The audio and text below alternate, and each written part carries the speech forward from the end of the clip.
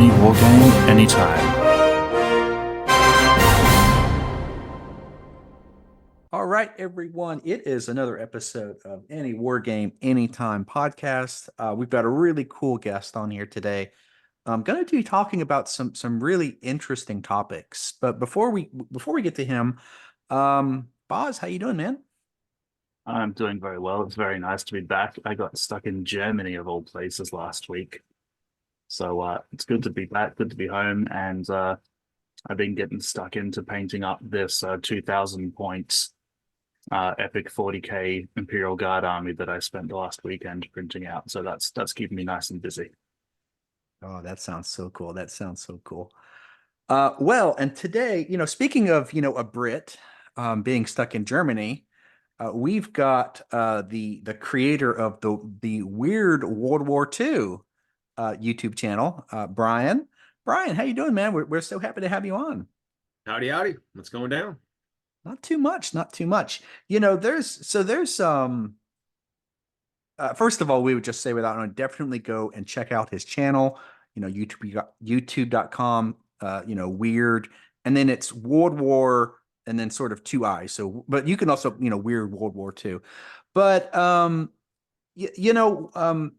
there's a lot of interesting. We got connected through some of the Epic 40K and I think some of the Dead War Game Society that we had Alan on. And you've got a lot of interesting content on your channel, but before we get into that, let's learn a little bit about you. So Brian, just sort of tell us a little bit about how you got into wargaming. Well, I tell you guys, I've been in this hobby for 40 plus years. Started when I was probably around 10, maybe 15 or so, somewhere in that range. I can't remember that far back, to be honest with you. But so I had older brothers and they were big army man guys, right? They had the old Mark sets, the plastic, toy soldiers. So playing with toy soldiers was always kind of a thing for me. And then I was into Star Wars. Star Wars was my first movie I ever went to when I was a kid.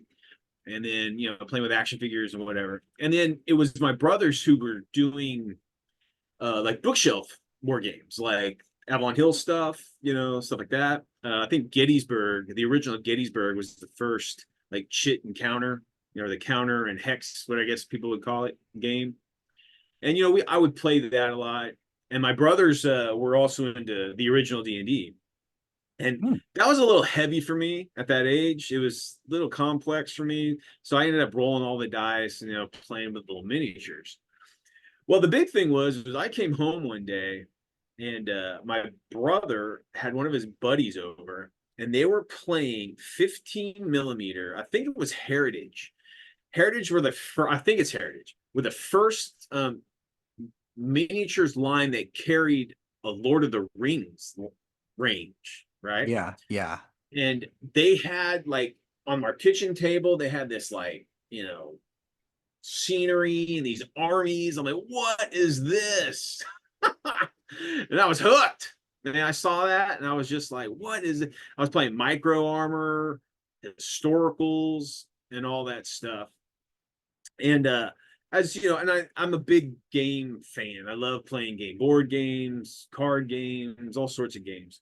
But miniature wargaming has always been really my hook. And I have a degree in history, so history has always been a big thing for me. And I was also a huge fan of the old men's pulps, the old men's magazines back from the 50s and 60s of the pulp stories and pulp novels and the war comics and the superhero comics of the day. Sergeant Rock being my favorite comic book hero and Captain America being my second. So I was always into like the World War II. I was a fan of the World War II, movies and stuff. And I started wargaming World War II in micro armor. And then I started to, start branching out. When I was 15, I was working at a comic book store. And then that's when 40K dropped in the US. And I bought the Rogue Trader hardback and Oh, wow. the original OG. box of Space Orcs and the Imperial Space Marines and the Land Raider box set and the you know, the Devastators box set with the mole mortar and the land speeder and the All the metal, all the metal. Yeah, just metal. And I was into that hardcore for quite a while. I played through Rogue Trader and Second Edition, and then I stopped at when Third Edition came around because it just changed. I was more of a guy that was into like scenario-based play. When Second kind of got away from like the role-playing aspect of 40K, it was a big change. It was a huge. Yeah, it really was like, and I know exactly what you're saying. Second edition was a fundamental, and I know a lot of people who didn't like third, and because it was such a huge change. I enjoy both, but I know exactly what you mean. Second edition was, I know exactly what you're saying with and I can see why you wouldn't like third. Yeah, you know, Second Edition still had some of that. You know, like you guys the other week were talking about the orcs and their crazy weapons. If it worked, you know, their jetpacks were flying off the board, or they were blowing up in midair, and the shock attack guns, and like the rule for the the war bus or the war whatever, the big troop transport. However many orcs you can fit on there. However many you could put in. That's right. They fall off. They take damage when you move it. But you could. And I had a friend that was an engineer, and he would stack it like some weird ant pile, and he would get 50 orcs on that damn thing. But when it got all like, you know, I'm into like, you know, historical military TO&Es, you know, strict guidelines of like armies and their organization. That's cool and all, but it wasn't the game that I wanted to play in my you know, sci-fi. Mm-hmm. So I started to gravitate away from the fantasy and the sci-fi, and I picked up a game called Battleground World War II, and it's the first 28 millimeter World War II game that was out there. And this was in the late 90s by Easy 8 Enterprises. I was hooked, man. I was just like, 28 millimeter World War II, holy cow. You know, and they had a line of 28 millimeter minis, and you know, there wasn't any, but there was no Warlord. There was no, Tamiya wasn't making 140. The only company that was making 148 scale kits was old Bandai. Bandai was making 148 kit armor kits for World War II armor kits from like the 70s. Yeah. And if you were able to find some of that, you could feel that cool armor. But it was nothing like the golden age that we live in now. And I was huge into this World War II because that was my preferred, you know, decade of study in school, and just, you know, I enjoyed, you know, the last time we had a clear cut good versus evil, you know, war, you know, the politics and the politics were diverse. It covered the globe. There was all sorts of insanity, all sorts of weird things happening in the desperation of warfare they were implementing to try to. So I got caught up into that, and I just, you know, I started playing that almost exclusively. And again, I've played almost everything, guys, that you can imagine, but I started collecting this. And then when I had a family, I realized that I had too many scales, too many genres, too much stuff. Because when you have kids, you got rid of some of that stuff. So what I did is I narrowed everything down. From 1930 to 1950 is my time frame, and 28 to 32 millimeter is my scale. That's it. Everything else went. So if the scenery couldn't match that time or that scale, it was gone. And it liberated me, honestly. And I started, you know, playing more heavily World War II. And guys, you can only play so much historical, you know, because you can only replay the Battle of the Bulge so many times, right? And then you're like, you know, let's change it up a little bit, right? And then like, okay, let's, you know, whatever. And then, you know, you had mentioned something earlier. You had said, you know, that Weird World War II is like a sci-fi alternate reality. Now, this is where I want everybody to know Weird World War II is what you want it to be. It can be as fantastical as zombies roaming the battlefield, or the invasion of England, you know, Operation CeeLo. It could be, you know, Hitler releasing the panzers during D-Day, or aliens invade the planet. It's completely up to you. And like movies, I suggest like, Mhm. people talk about Hellboy, the opening of Hellboy, that's Weird World War II, definitely. But so is Hogan's Heroes. Mhm. That's weird. That didn't happen. Kelly's Heroes is Weird World War II. The Eagle Has Landed is Weird Ah, World that's War true. Yeah. II. Yeah. None of that ever happened. That is all fantastical World War II. That's Weird World War II. And I want people to realize that, because a lot of people get, especially historical players, they get shy from the weird of the World War II, but they don't realize that, you know, it doesn't have to be monsters and mechs. It can be as simple as, having a king tiger in North Africa. Never happened, but I mean, you know, Yeah. Well, it's and like, first of all, I just think it's so cool that like there's sort of, I think, my generation and me and Bozz's generation where we sort of came into this with 40K, well, Games Workshop sort of being what we were introduced to. But you're right, there is this other generation which sort of at the ground level started out without Games Workshop. And I think it's so cool to hear you talk about these games because you're right, there was a rich history of wargaming and so much cool stuff went on. And wargaming even back in the 80s and 90s, early 90s was, you're right, BattleTech and Second Edition, Rogue Trader. These games were just so, I know exactly what you mean. They just had this really wonky quality to them that um I know exactly what you mean. Third edition came in and it was a true sort of wargaming streamlined, but you did lose a lot of that. And it was a sea change, honestly, from the late 90s, to the Audis to now, where wargaming has always sort of went down that route. Yeah. Quite And deliberate too. yeah. Like and that was the, and I don't know, maybe because I was a little bit mature as all these things started to change, but it's just complete, to me, it's complete marketing. I could Oh yeah. see through, this isn't like making a better game, because it's not a No, better game. no. It's a faster game, and it allows you to have to buy more stuff. And that's the I have rub. nothing against, beer and pretzel games. I have nothing against that. But I like a little crunch in my game. But I don't like games where you use the special rules to win. Yeah.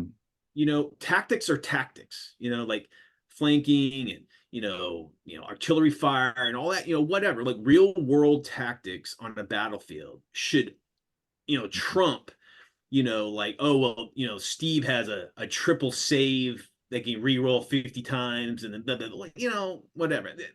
Those kind of things should be there, but they shouldn't swing a system. And if it does, the system's crap. It's Well, oh man, and Brian, we are going to have you on again because one of the things we try to do on the podcast, we do try to keep it like within just because, but I can already tell that we got a lot of stuff to talk about because I think you're hitting on so many points that I hate to just yeah, I'm just goaded into it, but I'm going to sort of resist the urge. But needless to say, I think that like what you're saying here is a man.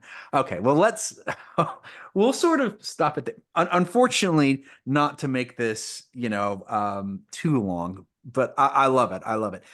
So Just before we do yeah, move yeah, on, yeah. I just wanted to comment. I think it's really cool to impose from time to time those kind of limitations on yourself. Like you said, all right, I game from 1930 to 1950. So everything I have needs to fit in that weird or historical, whatever. And I think giving yourself that window has probably provided you with a lot of scope for creativity within it. Like my collection is wide. I do Yeah. everything from naval warfare in the age of sail to super futuristic warfare, 38,000 years from now and everything in between. Well, And it's with that, because I play the weird, I can fit every genre possible within that mm, time frame. I've got sea monsters for, my naval games. mhm. I've got, zero G, US Marine Raiders that can fight on the moon against Oh, German, that's so cool. Yeah. Rom Jaegers.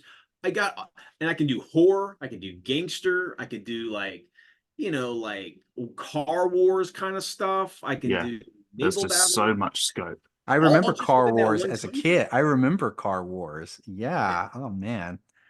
You just bringing me all back. Oh Well, one geez. of my sponsors, they uh they put out a game called Maximilian 1934, which is Oh. basically Car Wars but set in 1934. Oh, that's cool. They got all these jalopies with like Lewis guns on them. We're gonna get us a link for that. We are Okay, definitely gonna put that in the Yeah, description because I want to yes. check that out. that's I cool. want to check that out. That sounds awesome. So getting into a little bit, well, so your channel, a lot of really good stuff on your channel. So what made you even want to start a YouTube channel? Sort of, this is something we love to ask, is that what made you just sort of that light bulb click in your head and say, I want to start a YouTube channel? Well, I'll be honest with you.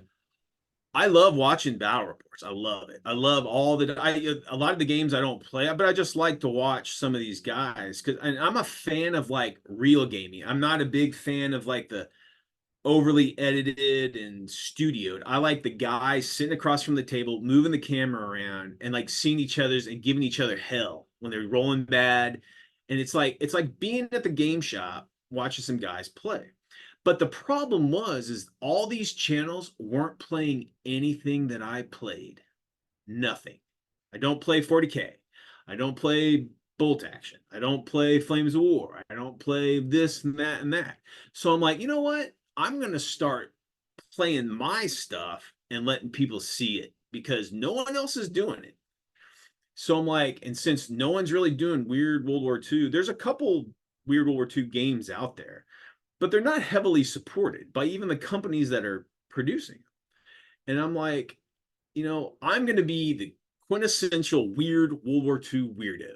And I am. And guys, before I had a channel, I've had a blog, weirdworldwar2.com, for Mhm. over 20 years. I've been on Oh. that almost every day doing World War II/Weird World War II on it. You found And your niche. yeah, it's my niche. And I'm Yeah. known as Brian the weird, war weirdo. And I've done some third party like beta testing for like Modiphius and their Octoon Cthulhu, and in some of the rule books you'll see Brian Weird World War II Cottrell on there in the Mhm. in the credits and stuff. And I'm a game designer too. I've designed my own games, so um, I just I was just kind of sick and tired of watching the same thing. Yeah. It's like 40K. And Yeah, how many times exactly. can you see Eldar fight against Tyranids or Space Marines fighting against Space Marines fighting against Space Marines? It's just like, let's play something different. And I'm And, like, this is what I and do. Check it out. yeah, and that's really where I think me, Boz, and Sam started the Any War Game, and we sort of that's our name is Any War Game. We like the big games, but we really did, or we're trying to introduce people that wargaming is this huge genre, and you're Yeah. right, not just the main war games out there, and Yeah. there is so much just lore out there. There's so much great stuff out there that just saw our channel and thought this is sort of in that same vein. But now there's something else that you sort of push on your channel, and you have a running series called called Stuff on Your Table, and people can go to your channel and leave it at Not that. quite that word, but it's close Yeah, enough. but that's fine. We want to, we're trying to, you know, uh, but it's called Stuff on Your Table. And one of the things that you do as just this is something that you do constantly is you basically are a big proponent of printing models. This is something you always sort of talk to your audience about this series, which is that, hey, look what I found on the internet. This stuff is free. You don't need to pay anyone for it. And I printed it out and I can play with these models. And that's something it seems like that's your other so that your one thrust seems to be your real World War II. But the other sort of thrust that sort of we pick up at your channel is also this, hey, free models. You know what? You don't need to go and spend an atrocious amount of money on models. You can get a 3D printer. Um, and then with that, you can find free models that aren't licensed and that you can print them. And you know what? You can have fun in war games And I'm sort of leading up to this because I think you're a good person to talk about it, and that is STLs and about this. There's this movement, right, that people talk about in dark corners. Veil descriptions are used about where to find models, and the whole idea is not paying for models anymore. And I have to ask, so is this, first of all, is this a sea change in the wargaming industry, and is it necessarily a absolute good or bad thing? So yeah. Well, first of all, I want everybody to know this. I'm a war gamer first, not a collector. I don't collect stuff. I used to be a big collector, and I realized I started collecting minis, but I wasn't playing with it. I wasn't doing anything with it. It was almost like a habit, right? I'm a war gamer. I want to game before I do anything else. And I see in this world that we live in, I see there's different camps here, right? There's like war gamers, this hobby will die because it's expensive and only the haves will be able to partake, right? I don't like that idea, right? Some people, they grab onto that. Well, if you can't afford it, you can't afford it, da da da da. That's not what I think, because when I think of that, the hobby's dead. It's going to be dark rooms where just old guys with lots of money retired playing games. There's not going to be a new generation to it. It's not going to bolster new ideas. It's going to be same stagnant stuff. It's just going to recirculate for the same people. So I'm sitting here and I'm new to this whole 3D printing thing, right? And my biggest thing is like, do what you want. Do whatever you want. It's your game. I don't prescribe to any corporate marketing ploys. I am not a fanboy of anybody's. If I like a range, I will support it. If there's minis that I like, I'll buy them. But if I wanted to throw together a Space Marine army, a couple squads and a tank, I am not gonna go and pay outrageous amount of money to just do something frivolous, right? Just for fun. I'll go online, I'll get some STLs, download it, and you know what I'll do? I'll engage in the community with my army and have fun. We'll play the game, we'll have lots of fun, we'll talk about the rules, we'll get in, and that's what it's about. It's not about supporting these mega corporations. And again, I'm a capitalist, man. I'm down with if people who produce something should be paid for their endeavors, right? I have nothing wrong with that. But I choose not to pay, $80 for one tank from Games Workshop when I can find that exact same tank, be it, official or not, right? On STL.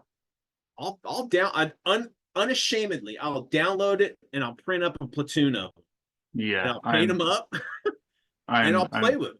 I'm very much in the same camp. I will absolutely support rangers and creators who I think are doing good stuff, and I do. There's a handful of Patreons that I subscribe to because they put out good stuff. But at the same time, yeah, I'm of exactly the same opinion. I am here to game, and I am not rich. Yeah, I'm far from it. And there are plenty of ways out there to get the models that I want to without having to pay for them.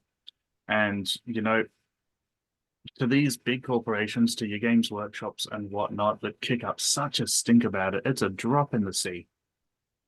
but it's a very, and I mean, like I said, we don't have to get political to acknowledge that. I think sort of growing up, and like you said, sort of a capitalist society, there is oftentimes pushed on us sort of this moral absolutism to trademark law. And, trademarks are just one of those things that, you know, it's one of those things that there is a consciousness in the world, and there is this innovation, and these stories are developed. And sort of at one point, some entity just collects them all and just sort of stamps oh, look, these stories that have sort of developed all throughout, we think about fairy tales and over there's, and all of a sudden for a company to just sort of, we created a piece of artwork about this, and we now claim rights to this, really. And now the way trademark law works, almost in perpetuity, is I just think there's a lot of sort of moral absolutism to defending trademark law. Whenever I'm sort of in the same camp, just what you said it, I'm a war gamer. And in wargaming, we constantly talk about, oh, we need to get new players in the hobby. Well, a lot of people could be playing war games. How many people could be enjoying war games, if not for a certain level of affluence, right? War games are really, just like you said, right now, war games are really about the haves. And there's a lot of people who could find enjoyment in these hobbies that just can't. What, you know, When you so got when you got to Bozz, drop a go on, go on. you know, Bozz, you know how cheap it is to print an army, Oh yeah, resin, or even filament. It's cheap. yeah, So who's to say that dollars. I don't make 2 armies of, let's say, to 40K? It's the drill in the room, and I just give them away. Here you go, Yeah, man. Have fun. And I just walk yeah, away. and Nothing. It's maybe what, no, quarter of a bottle of resin, and guess what? You got new fans to a game system they would never been able to get into because they just printed up some 3D stuff, and they can that's buy right. whatever they want or continue printing, and but they're When part you of the have to community. drop, yeah, when you have to drop $500+ on a beginner army, plus your rule book, plus your codex, I mean, it becomes it's a non-issue. Ridiculous. If I can print out an army for, yeah, the bottle of resin, maybe two if it's a horde army, and I can get someone into the hobby by using that instead of saying, yeah, cool, get into it and just go out and spend $1,000 and we'll be competitive, no problem. I mean, it's a no-brainer. Well, It not fosters just more that, time. you, It fosters more time because they Yeah, don't have to, they have more time because they don't have to, buy stuff. It's already there. They just paint it and mm, play, or even don't paint it. Who cares? It's easy. You play. You go have fun. That's what yeah. this whole hobby is about. That's another thing. People just, this is a hobby. And like, don't get me right, the companies that are making product for the hobby have to make money. I get that. Support those people that you love, support those systems that you dig. That's fine. But I have no qualms with someone printing out something. Now, all these STLs I'm talking about, these are all free. They're not selling me a Space Marine Land Raider STL. I think that's wrong. If someone's like actually taking a Land Raider and just copying it and selling it for $20 as an STL, that's not cool. I'll just get the free one. First of all, I don't want to pay $20 for that shit. So what I'll do is I'll just get the free one because all he's doing is providing the model. You can do whatever you want with it. You can print it or Mhm. not. You can do whatever. It's free. He's not gaining any money out of it at all. And I don't have a problem with that at all. Well, I think also what Bozz said is also something. You could print someone an army and not could they just play? They could actually be competitive. They could have the range of models to actually compete in tournaments because, to be frank, 40K is a pay to win. It's not just 4K, but a lot of these games they're just pay to win. mm, It's just, and and to me, who really suffers? War gamers, not modelers, not people who just want to paint stuff.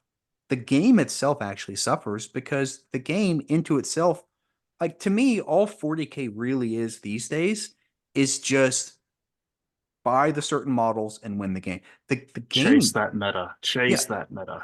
it's really the game, but how about everyone else who tries to play a game and to enjoy it and Yeah. can't? You Or I know, would say this, enjoy it less, because I'm sort of a person, I don't believe in this whole, oh, casual versus competitive. I see it as good versus bad. If a game is well designed, it's going to be balanced, and like for me, if a game can be played competitively, I just see it as just a good game rather than, oh, it's just a casual game. I don't know. Maybe we're getting into a whole bunch of tangential things, but I think that but I think that what you're saying is, I would hope that whoever's watching this maybe open their eyes a little bit and sort of think through some different perspectives well, rather than just, you know, yeah, go ahead.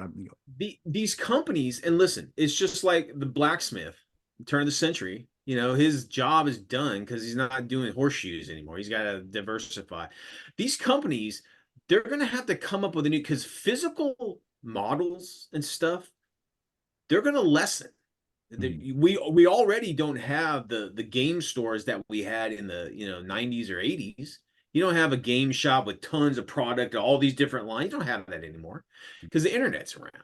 Because you can buy everything cheaper. So these companies are going to have to like come up with new ideas, like sell their STLs, sell them at a price that people are Yeah. going to will pay. Because listen, like you have some of these companies that are selling like Space Marine lookalikes for the same amount of GW stuff, dude. Mhm. No one's going to do that. That's ridiculous. Why don't we just buy the original crap for almost the same price that you're selling an STL for? And not have to go to the effort of actually printing it.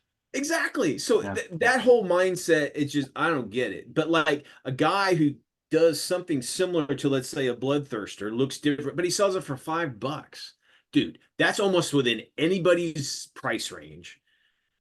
And he'll get his $5, and there you go. There's a good transaction. Yeah. But And you're I was looking at at a $1 or $2 of resin to print it. Exactly. And you got people playing the game. So, I was in a game store the other day, and the guy was asking me, well, how do well, it's too bad that, GW won't let you play printed stuff in their tournaments. I'm like, who is running an official GW tournament? Why? Hmm. That's ridiculous. These independents they can just $10 a pop that wants to play, come in, you got the regulation would be like, it has to be the same size and it has to look like the thing that you're representing, right? And then Mhm. that's it. It's just, and everybody plays the same rules. Mm. Dude, you would have more people doing tournament play because they have the armies. Yeah. They got the armies now. So Well, you got they're not. bigger And purses, in these tournaments, if they dole out money, or if they're prizes or whatever it is, that's a whole nother thing. That means the organizers are getting more money because more people can play. I well, just and I think that's exactly it. So sort of, and that's I think what you're saying is sort of okay. So in the future, let's assume that this printing thing, and I think it will continue to grow, and sort of overtake this profit model, which is a company has to make money. And like that's another thing is there's sort of this, to me, it's antiquated business, sort of this business plan from companies that we create a game, but how we profit from the game is by selling models. But really, when you take the models out of it, is that how companies make money now? They can't make money selling models. So now it becomes, would you agree with that, Brian? Sort of all about the game, right? Or how that, else would they make money? So what does it mean for companies who are trying to sell models, make money? well, what What's going to happen happens to these is, companies? you touched on it. These gaming companies, you know what? You're not able to make that profit margin like you did with your models. Guess what? You're gonna have to make superior game mechanics Yeah.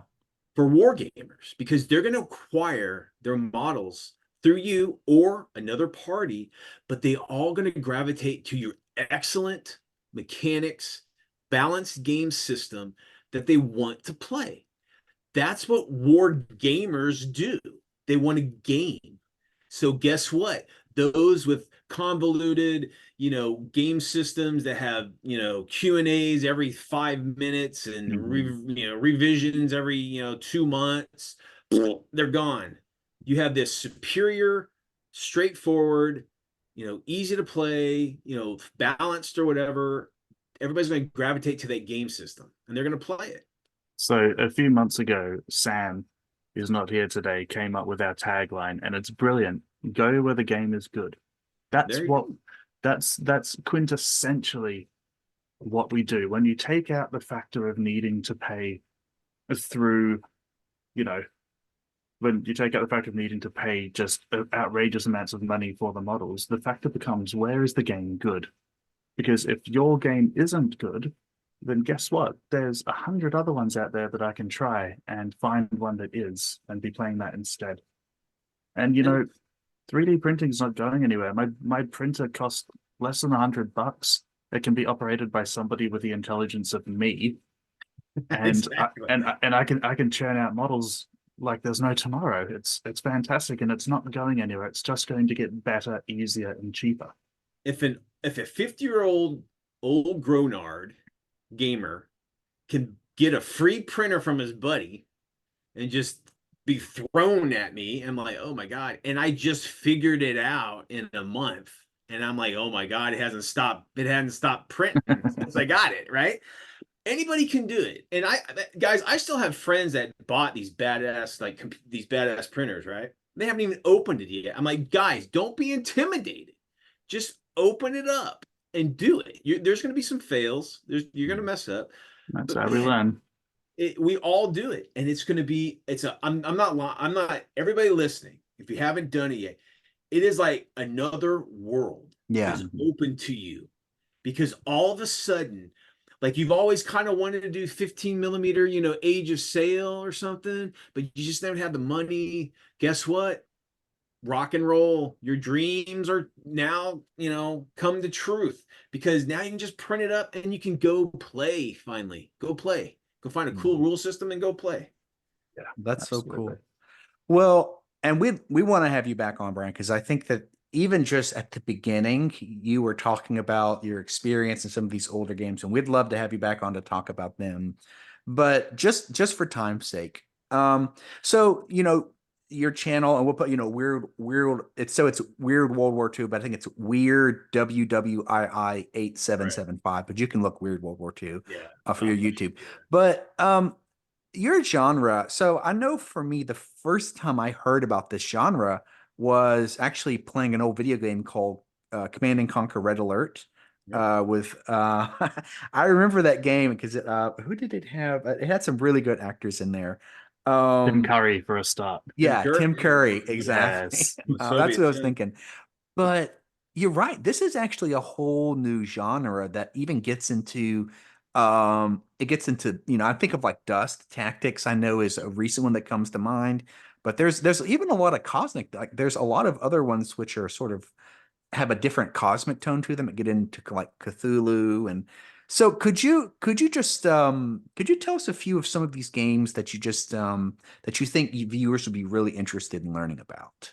Well, the current published games that are being supported right now, I'm not a believer of dead games. Games aren't dead unless you stop playing them. So there's lots of old Weird World War II games that are no longer produced.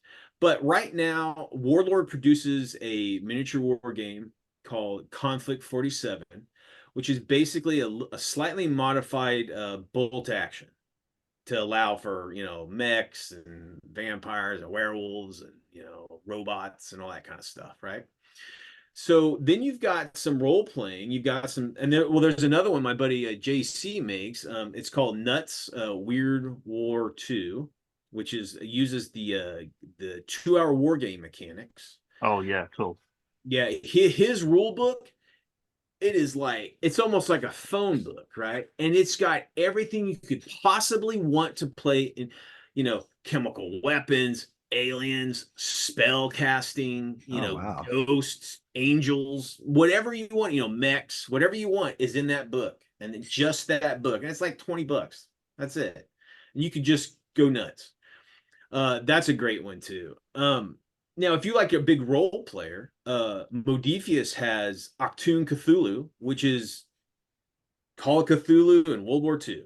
Yeah. You got it is the crew over there made a fantastic, rich world of like special branches of the militaries of the major belligerents in the world fighting against each other using supernatural powers and spells and conjuring up evil critters and doing whatever. There's some board games out there. There's Wolfenstein.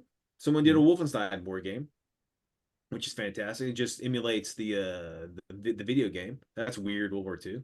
Now, real quick, just I don't know if I mentioned it, but World War II can be whatever you want, guys. I mean, you can play bolt action, but just throw in a dinosaur. It's your game. Make the dinosaur, make up the rules for the dinosaur, and there you go. Again, these games, and and I just named off a few, and again, these are companies making products, selling you product and whatever. Guys, it's yours. Make it your own. Just do whatever you want.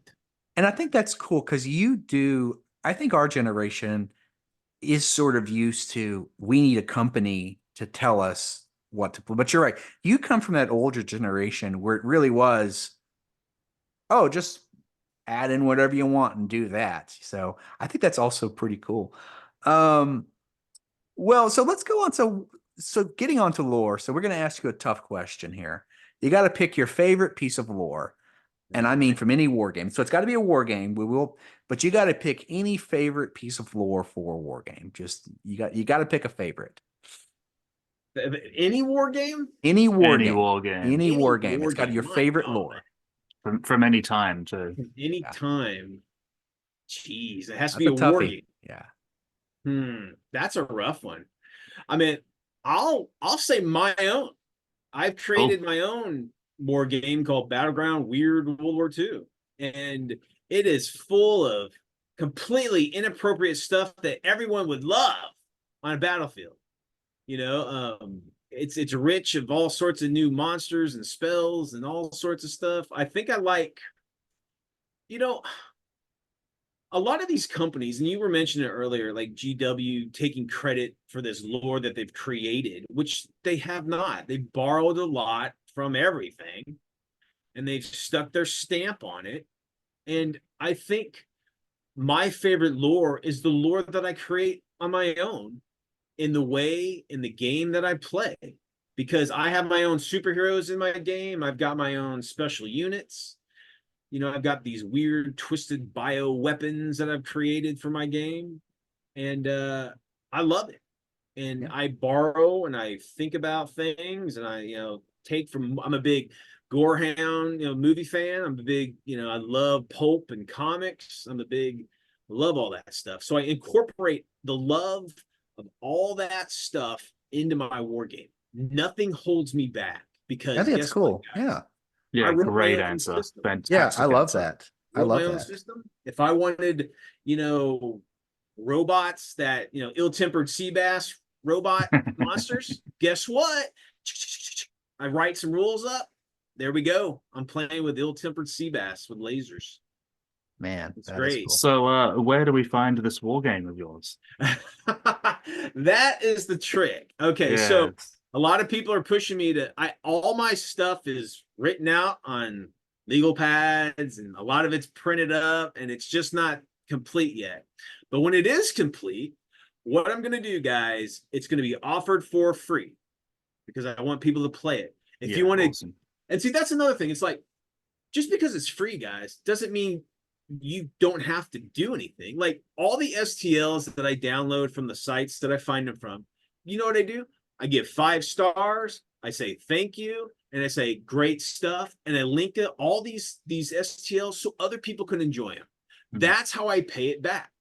And like when I do my rule book, if you want to donate to the channel or to myself, fine. But it's not required. You know what I want? I want you to go out there, roll some dice, and make some memories. That's awesome. That's Yeah. awesome. Well, let us know when you get it together, because Oh, we will definitely we'll promote it to our 5 subscriber. No, I think we're doing a little better, but we'll We're doing a promote little it. That better than sounds so cool. 5. All right. So here's another question that we love to ask our guests. And so if time and money, so this is a thing. We know that none of us have enough time, none of us have enough money. But suppose that we're talking Jeff Bezos here. So we are talking you got all the time and all the money. In other words, time and money were not a factor. What would be your dream wargaming experience? Well, me and my wife were out having lunch today, and I asked her that, and we spent an hour just excitedly talking about our game room.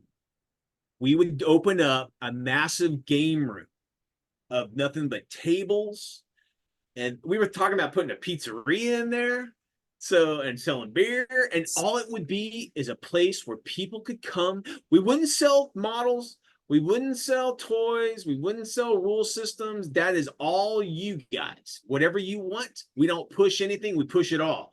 Come play with us. Let's form a community. Let's have fun together. Let's eat a bunch of pizza, drink a bunch of beer, and stink up the place. That's what we want to do. An epic, just gaming game room for gamer.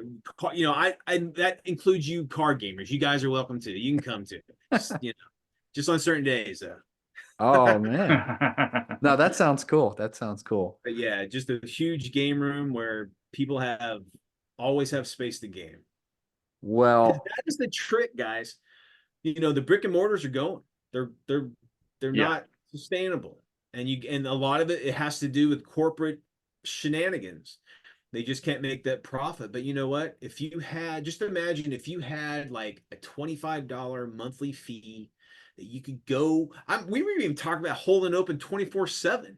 It's just open all the time. yeah. So it's almost like one of those gyms. It wouldn't be that expensive, but a gym at any time you and your buddies want to come and game, there you go. It's Anytime Warhol. Oh man.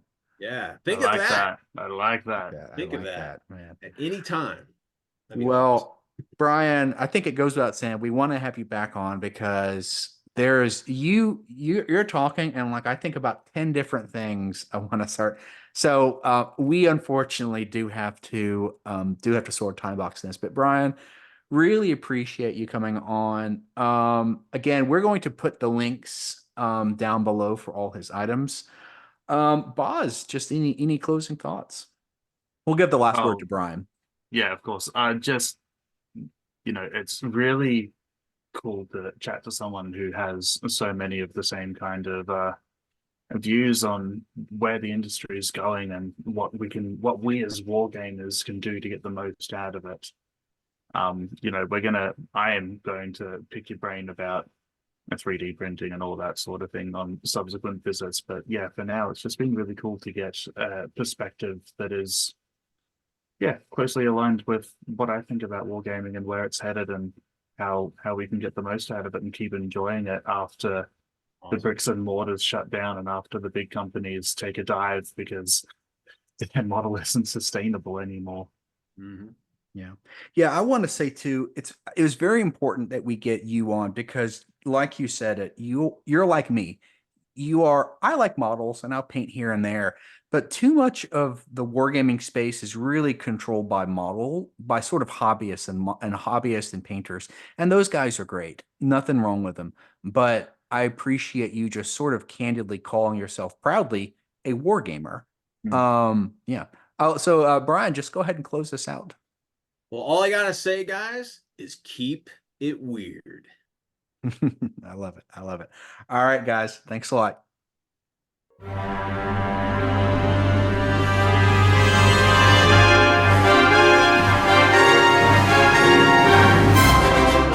Any wargame, anytime.